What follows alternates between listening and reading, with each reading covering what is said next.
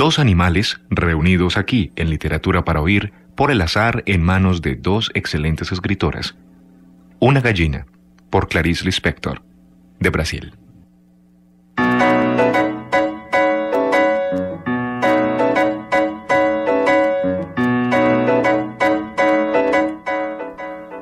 Era una gallina de domingo. Todavía vivía porque no pasaba de las 9 de la mañana. Parecía calma. Desde el sábado se había encogido en un rincón de la cocina. No miraba a nadie, nadie la miraba a ella. Aun cuando la eligieron, palpando su intimidad con indiferencia, no supieron decir si era gorda o flaca. Nunca se adivinaría en ella un anhelo. Por eso fue una sorpresa cuando la vieron abrir las alas de vuelo corto, hinchar el pecho y en 2 o 3 intentos alcanzar el muro de la terraza. Todavía vaciló un instante, el tiempo para que la cocinera diera un grito, y en breve estaba en la terraza del vecino, de donde en otro vuelo desordenado alcanzó un tejado. Allí quedó como un adorno mal colocado, dudando ora en uno, ora en otro pie. La familia fue llamada con urgencia y consternada vio el almuerzo junto a una chimenea. El dueño de la casa, recordando la doble necesidad de hacer esporádicamente algún deporte y almorzar, vistió radiante un traje de baño y decidió seguir el itinerario de la gallina. Con saltos cautelosos alcanzó el tejado donde ésta, vacilante y trémula, escogía con premura otro rumbo. La persecución se tornó más intensa. De tejado en tejado recorrió más de una manzana de la calle. Poca afecta a una lucha más salvaje por la vida, la gallina debía decidir por sí misma los caminos a tomar sin ningún auxilio de su raza. El muchacho, sin embargo, era un cazador adormecido, y por ínfima que fuese la presa, había sonado para él el grito de la conquista. Sola en el mundo, sin padre ni madre, ella corría, respiraba agitada, muda, concentrada. A veces en la fuga sobrevolaba ansiosa un mundo de tejados y mientras el chico trepaba a otros dificultosamente, ella tenía tiempo de recuperarse por un momento. Y entonces parecía tan libre, estúpida, tímida y libre, no victoriosa como sería un gallo en fuga. ¿Qué es lo que había en sus vísceras para hacer de ella un ser? La gallina es un ser, aunque es cierto que no se podría contar con ella para nada. Ni ella misma contaba consigo de la manera en que el gallo cree en su cresta. Su única ventaja era que había tantas gallinas que aunque muriera una, surgiría en ese mismo instante otra tan igual como si fuese ella misma. Finalmente, una de las veces que se detuvo para gozar su fuga, el muchacho la alcanzó. Entre gritos y plumas fue apresada, y enseguida cargada en triunfo por un ala a través de las tejas y depositada en el piso de la cocina con cierta violencia. Todavía atontada, se sacudió un poco entre cacareos roncos e indecisos. Fue entonces cuando sucedió. De puros nervios la gallina puso un huevo. Sorprendida, exhausta, quizás fue prematuro, pero después que naciera a la maternidad parecía una vieja madre acostumbrada a ella. Sentada sobre el huevo, respiraba mientras abría y cerraba los ojos. Su corazón tan pequeño en un plato, ahora elevaba y bajaba las plumas, llenando de tibieza aquello que nunca podría ser un huevo. Solamente la niña estaba cerca y observaba todo, aterrorizada. Apenas consiguió desprenderse del acontecimiento, se despegó del suelo y escapó a los gritos. «Mamá, mamá, no mates a la gallina, ella puso un huevo, ella quiere nuestro bien». Todos corrieron de nuevo a la cocina y enmudecidos rodearon a la joven parturienta. Entibiando a su hijo, ella no estaba ni suave ni arisca, ni alegre ni triste. No era nada, solamente una gallina, lo que no sugería ningún sentimiento especial. El padre, la madre, la hija, hacía ya bastante tiempo que la miraban sin experimentar ningún sentimiento determinado. Nunca nadie acarició la cabeza de la gallina. El padre por fin decidió con cierta brusquedad. «Si mandas matar a esta gallina, nunca más volveré a comer gallina en mi vida». «Y yo tampoco», juró la niña con ardor. La madre, cansada, se encogió de hombros. Inconsciente de la vida que le fue entregada, la gallina empezó a vivir con la familia. La niña, de regreso del colegio, arrojaba el portafolios lejos, sin interrumpir sus carreras hacia la cocina.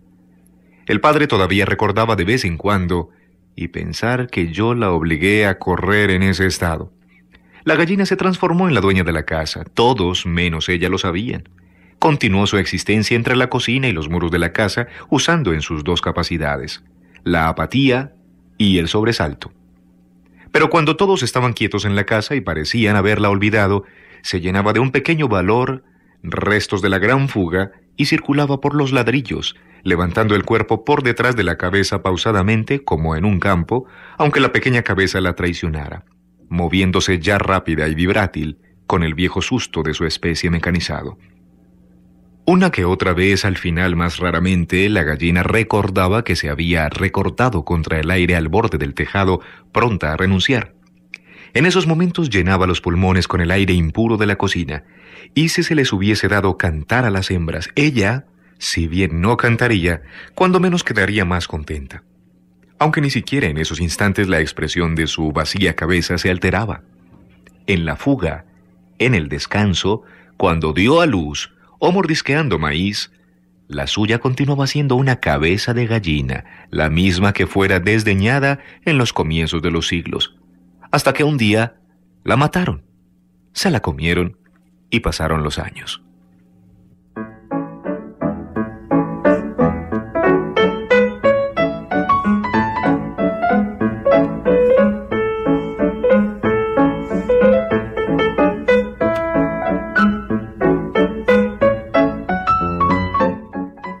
La tortuga, por Patricia Highsmith, Estados Unidos.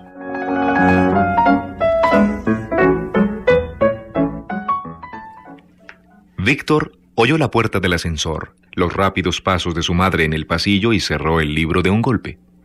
Lo escondió debajo del almohadón del sofá y maldijo por lo bajo cuando oyó que el libro se resbalaba entre el sofá y la pared y caía al piso con un ruido sordo. La llave ya giraba en la cerradura. ¡Víctor!, gritó su madre agitando un brazo en el aire. Con el otro sostenía una bolsa grande de papel madera y de su mano colgaban una o dos bolsitas. «Fui a donde mi editor y al mercado y a la pescadería», le dijo. «¿Por qué no estás jugando? Es un día lindísimo». «Salí», dijo él. «Salí un ratito. Me dio frío». «Uf». La madre descargó la bolsa del almacén en la pequeña cocina detrás del vestíbulo. «Debes de estar enfermito. Tener frío en este mes de octubre. He visto a todos los niños jugando en la vereda. Hasta ese nené que te gusta, creo. ¿Cómo se llama?» «No lo sé», dijo Víctor. De todos modos, su madre no estaba prestándole verdadera atención. Metió las manos en el bolsillo de sus pantalones cortos, que ya le ajustaban, y empezó a caminar sin rumbo por la sala, mirándose los zapatones gastados.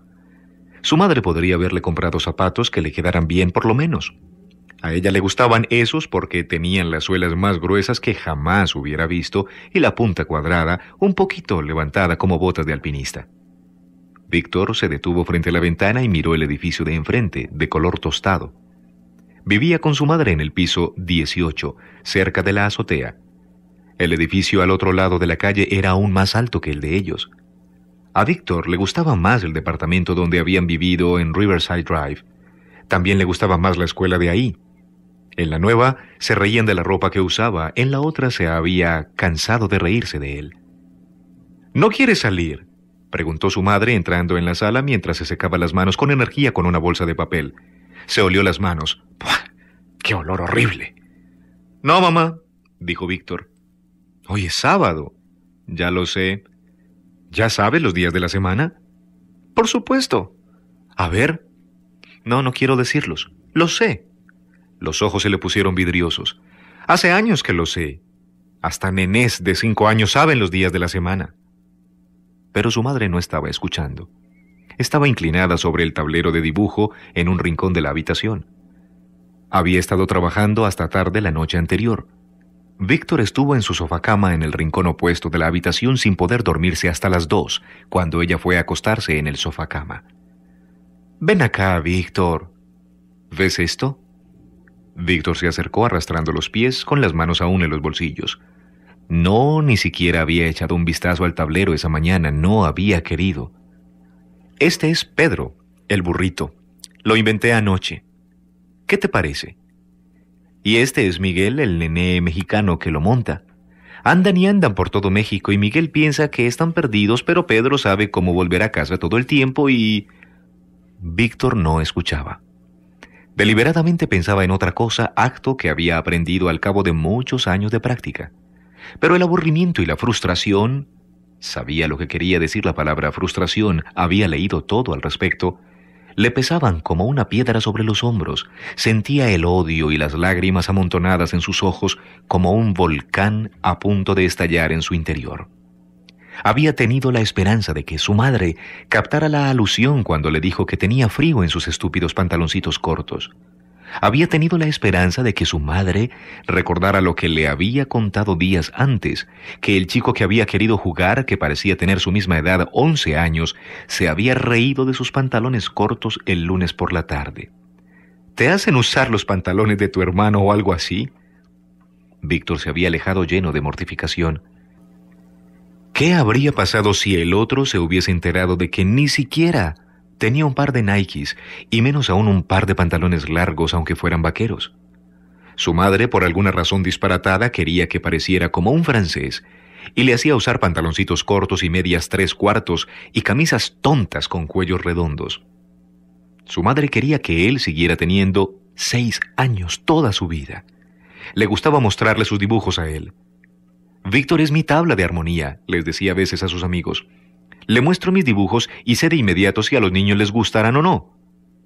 A veces Víctor simulaba que le gustaban algunos cuentos que en realidad no le gustaban, o dibujos que sentía que le resultaban indiferentes, porque sentía lástima por su madre y porque ella se ponía de mejor humor si él le decía esas cosas.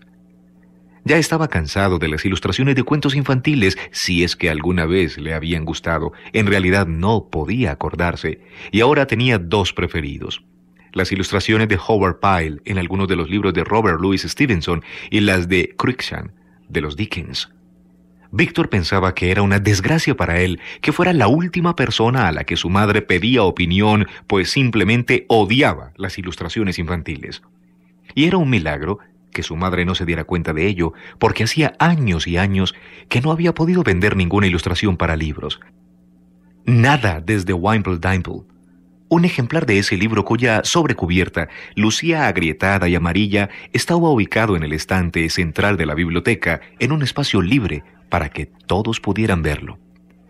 Víctor tenía 7 años cuando se publicó ese libro. Su madre siempre le contaba a la gente que él le había dicho lo que quería que ella dibujase. La había observado hacer cada dibujo, le había dado su opinión y, en fin, la había guiado totalmente. Víctor tenía sus serias dudas acerca de esto. Primero, porque el cuento era de otra persona y había sido escrito antes de que su madre hiciera los dibujos y, naturalmente, los dibujos debieron adaptarse a la historia. Desde entonces su madre solo había publicado unas pocas ilustraciones para revistas infantiles y preparado calabazas y gatos negros de papel para Halloween, la fiesta de las brujas, aunque siempre llevaba su carpeta de dibujos de editor en editor. Su padre les mandaba dinero. Era un rico hombre de negocios que vivía en Francia, un exportador de perfumes.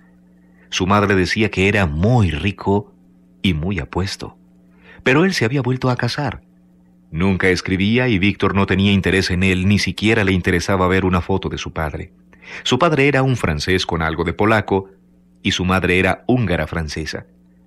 La palabra húngara le hacía pensar a Víctor en gitanos. Pero cuando una vez le preguntó a su madre, ella replicó enfáticamente que no tenía nada de sangre gitana. Se había mostrado muy molesta con Víctor por esa pregunta. Escucha, ¿cuál te gusta más? En todo México no había un burro más inteligente que Miguel, el burrito de Pedro.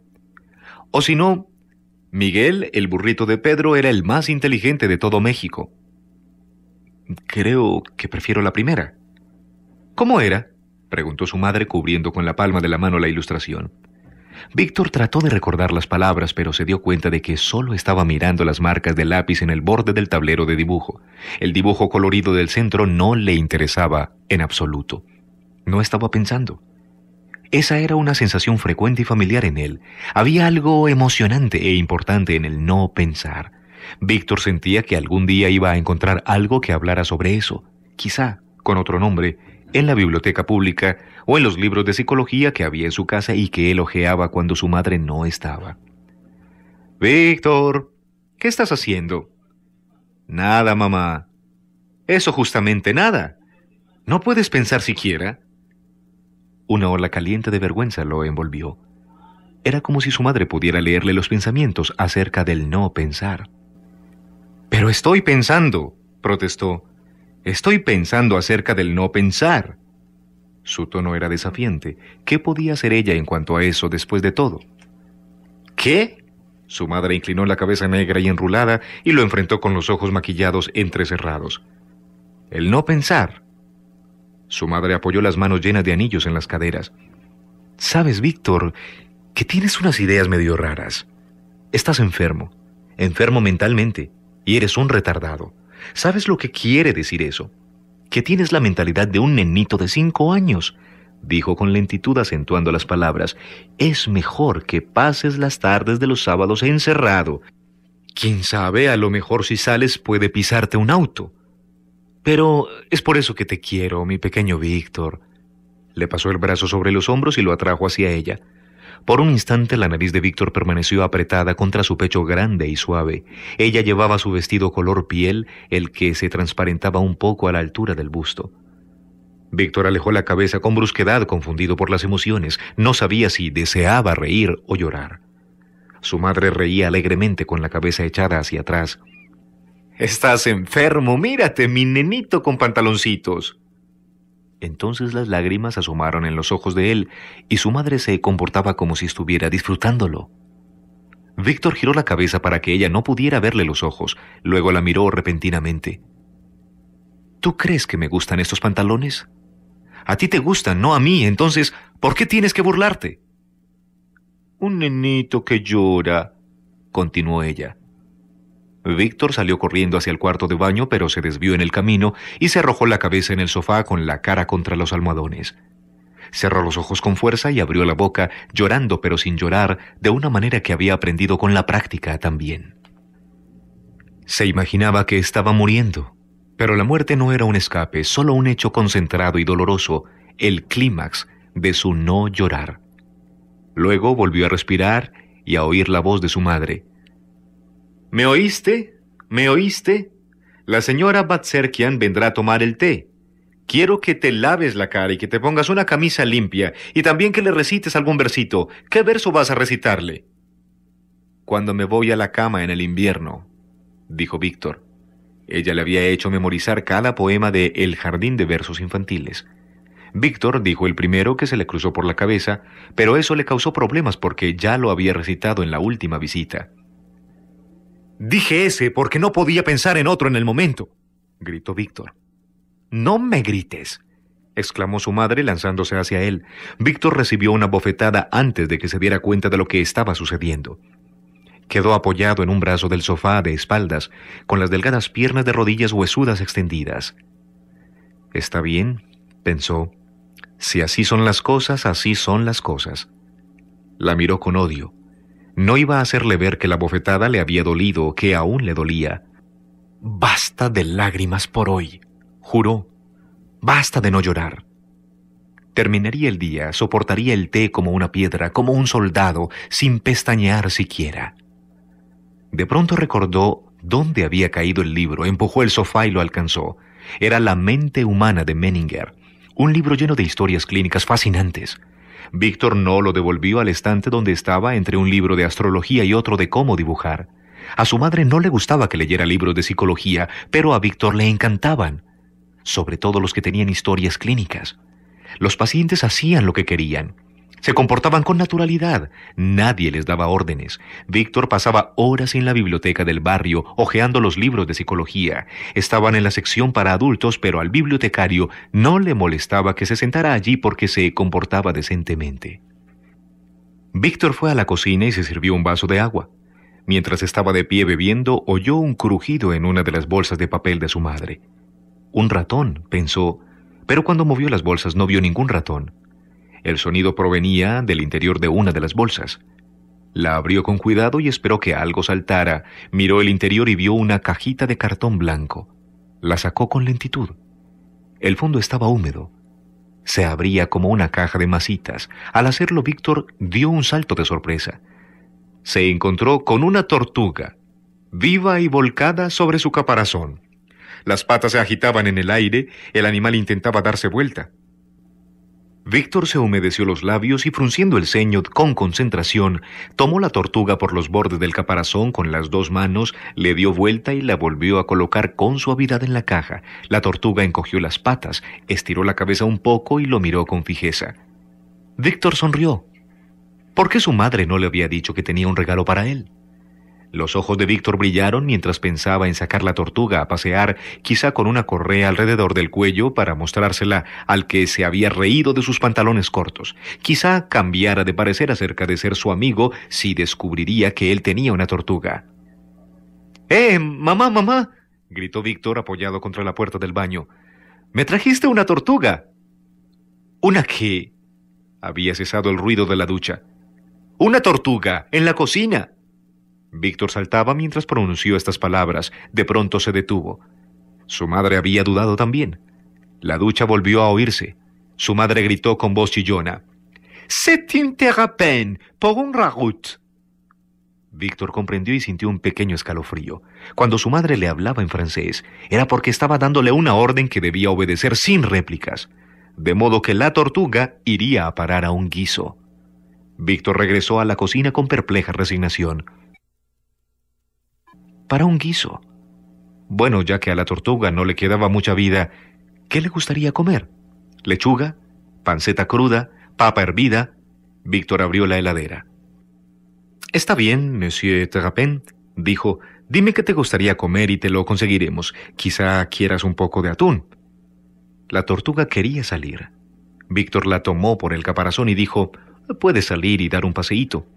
Sonrió mientras la tortuga comenzaba a andar rumbo al sofá. La agarró con facilidad, pues se movía lentamente. Cuando la volvió a colocar en la alfombra, el animal permaneció inmóvil, como si se hubiera detenido un poco a pensar lo que iba a hacer después, a dónde ir. Víctor pensó en el fondo del río y en los océanos. ¿De dónde venían las tortugas? Se puso de pie de un salto y fue a buscar un diccionario a la biblioteca. El diccionario tenía un dibujo de una tortuga, pero era apagado, en blanco y negro, no se parecía en nada al ejemplar vivo. No aprendió nada nuevo, salvo que el nombre era de origen algonquino, que la tortuga de agua vivía en agua dulce o salobre y que era comestible. Su madre salió del baño. «¿Qué estás haciendo ahí?» Víctor guardó el diccionario en su lugar. «Estoy mirando a la tortuga», dijo, y enseguida se dio cuenta de que la tortuga había desaparecido. Se puso en cuatro patas y miró debajo del sofá. «No la pongas encima de los muebles. Deja marcas», dijo su madre. Estaba de pie en el vestíbulo secándose el pelo enérgicamente con una toalla. Víctor encontró la tortuga entre el cesto de basura y la pared. La volvió a colocar en el fuentón. «¿Te cambiaste la camisa?», preguntó su madre. Víctor se cambió la camisa y luego, siguiendo las órdenes de su madre, se sentó en el sofá con el libro El jardín de versos infantiles a aprender otro poema para la señora Batserkian.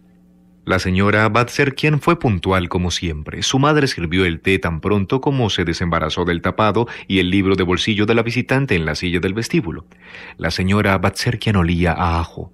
Tenía una boca recta y chica y un fino bigote en el labio superior que causaba fascinación a Víctor, pues nunca antes había visto una mujer con bigote, nunca de tan cerca.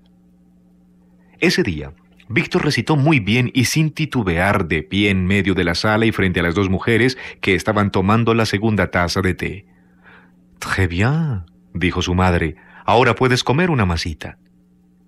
Víctor recibió permiso para retirarse y fue a sentarse en el sofá en el otro extremo del cuarto con un libro. Su madre le estaba contando a la señora Batserkian que él había estado jugando con la tortuga. Víctor frunció las cejas y miró el libro simulando que no oía.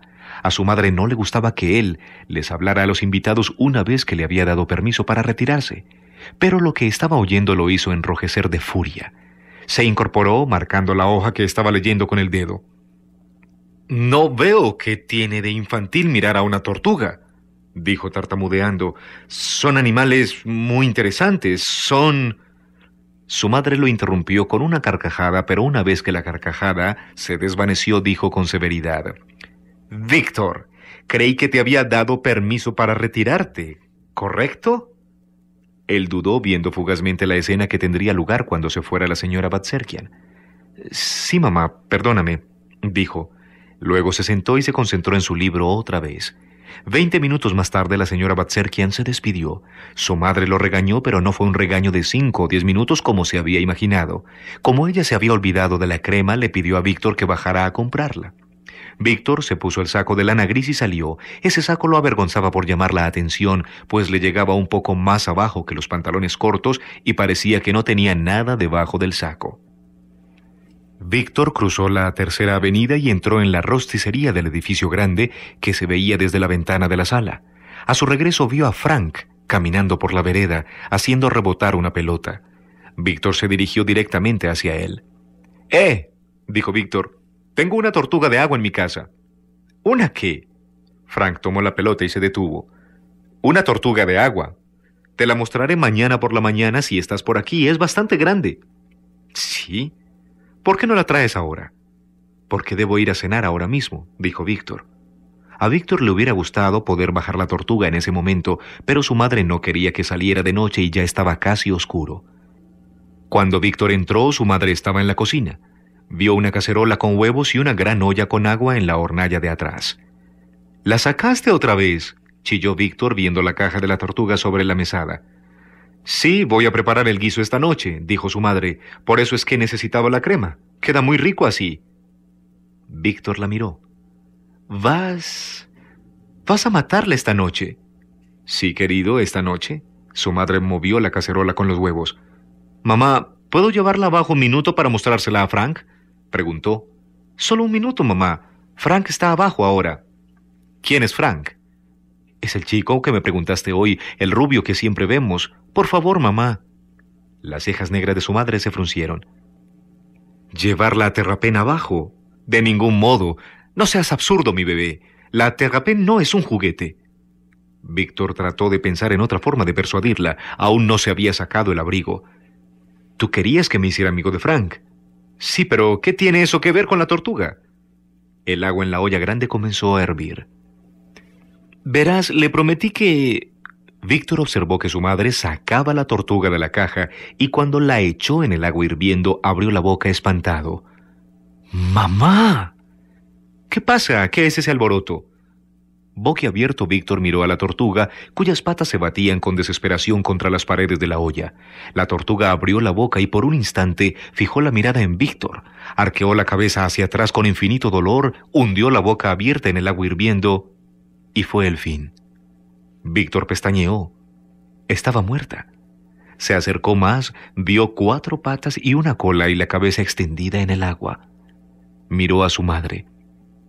Ella se estaba secando las manos con una toalla. Lo miró y exclamó, «¡Diablos!». Se olió las manos y colgó la toalla en su lugar.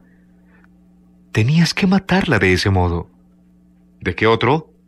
Si así es como se mata a las tortugas y las langostas. ¿No lo sabes? No sienten nada». Él la miró con fijeza. Cuando se acercó para acariciarlo, Víctor retrocedió. «No me toques».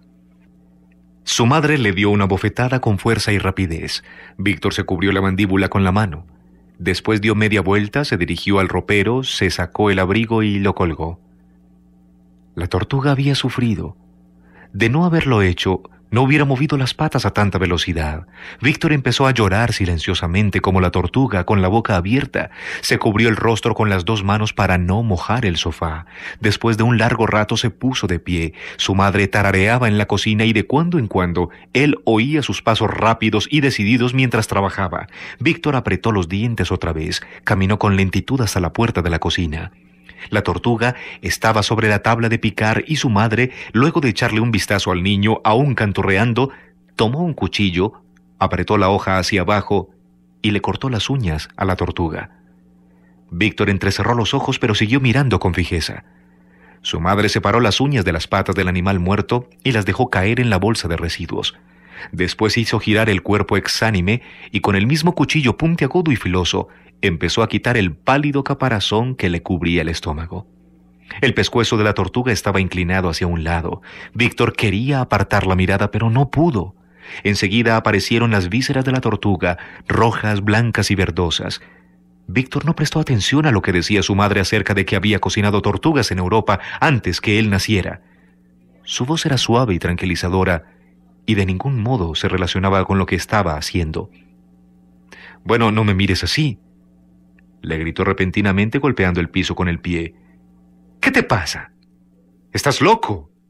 Sí, creo que estás loco, estás enfermo. ¿Sabías eso?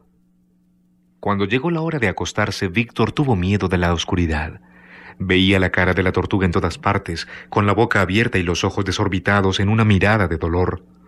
Víctor hubiera querido salir por la ventana y flotar, irse a donde quisiera, desaparecer y al mismo tiempo estar en todas partes. Imaginó las manos de su madre atenaceando sus hombros si lo veía intentando salir por la ventana. Odiaba a su madre. Se levantó y fue en silencio a la cocina.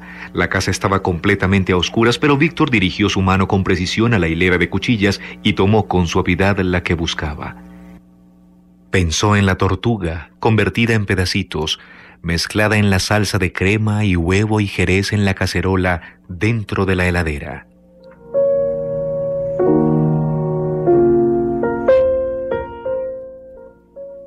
El grito de su madre pareció desgarrarle los oídos. La segunda puñalada penetró en su cuerpo y le perforó la garganta otra vez. Solo el cansancio lo hizo detenerse y para entonces oyó gente afuera que trataba de abrir la puerta. Víctor se dirigió a la puerta, corrió la cadena del pasador y abrió. Lo llevaron a un edificio enorme, lleno de enfermeras y médicos. Víctor era muy callado y hacía todo lo que le pedían y contestaba las preguntas que le hacían, pero solo eso. Como nadie preguntó nada de la tortuga, no mencionó el tema.